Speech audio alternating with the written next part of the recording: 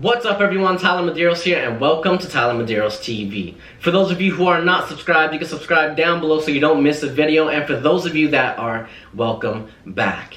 Today is a very gloomy day, so we're going to be getting into some scary stories, and this urban legend actually takes place in Sydney, Australia. But quickly before we get into today's video, if you're not following me on my social medias like Instagram and Twitter, go ahead and do that now. You can follow me on Instagram at @TheRealTylerMedeiros and on Twitter at TylerMedeirosManagement. And also on another note, just a reminder, I go live right here on TylerMedeirosTV every Saturday at 7 p.m. Eastern Time, where you guys can tune in and play a game with Haley and I. So make sure you turn on post notifications so you do not miss that. But right now, let's get into this urban legend. So yes, like I said, this urban legend takes place in Sydney, Australia, and it actually has to do with the Sydney Harbour Bridge. Now quickly before we get into this urban legend, let's give you a little bit of history and background about the Sydney Harbour Bridge. In today's video, we're going to be talking about one of Sydney, Australia's most magnificent landmarks. Now, Sydney, Australia is home to many magnificent structures, but in today's video, we're going to be talking about the Sydney Harbour Bridge. The Sydney Harbour Bridge is one of Sydney, Australia's most historical landmarks. It was as early as 1815 when the first idea of building a bridge that would connect the northern shore of the harbour to the southern shore of the harbour.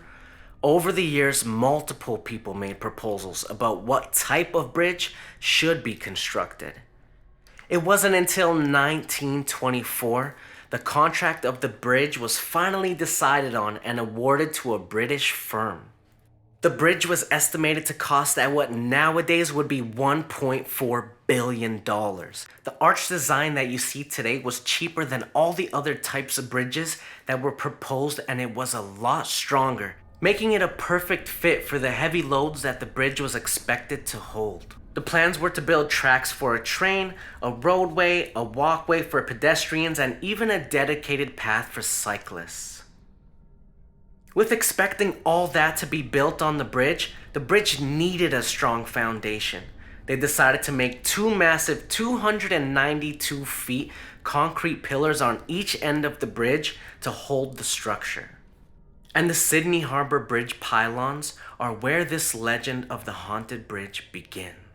This story begins during the construction of the Sydney Harbour Bridge, when a worker just wakes up one day and starts his day just like normal, not knowing what he's going to encounter. The worker wakes up, enjoys his morning coffee, and then heads on his way to work. He arrives to the job site of the Sydney Harbour Bridge and gets his job for the day from the supervisor, so the worker makes his way to where he has been appointed for the day. Now, where this worker was appointed to work today was to close off and finish the very top of the Sydney Harbour Bridge pillars that held up the bridge. The supervisor goes on to tell this worker why he has been appointed to that position, and it's due to the workers that have been working that position not showing up for work for the past few days. So the worker says, no problem, I'll get the job done, don't worry about it.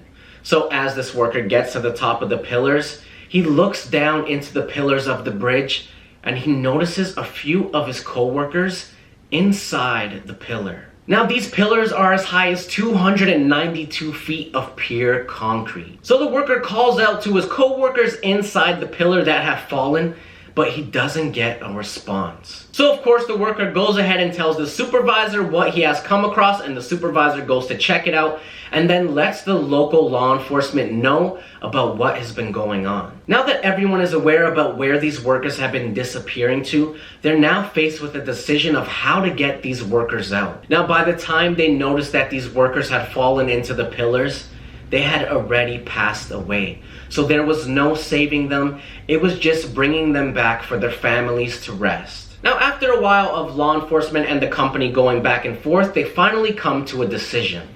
And what that decision is will creep you guys out. The decision that they had all come to is to leave the bodies in these massive towers that are pretty much a tomb for these souls, because it would cost too much money to get them out of them. So legend has it that these massive structures that hold up the Sydney Harbour Bridge are tombs for some of the workers that worked on it. Now I want to know what you guys think of that urban legend down below in the comments. Do you guys really think that it happened and there is still skeletons in this massive bridge? But I'm going to go ahead and close out today's video here. I hope you guys really enjoyed it. If you did, give it a nice big thumbs up. I really do appreciate it. There's a lot more interesting and amazing videos coming to the channel. So make sure you're subscribed and you turn on post notifications so you do not miss it. And guys, just a reminder, I go live every Saturday at 7 p.m. Eastern time. So make sure you guys do not miss that and you tune in to play a game with Haley and I right here on TylerMedeirosTV. But I want to thank you guys so much for all the love support that you guys continuously give me. It means the world to me, and I will see you guys in my next video. Peace.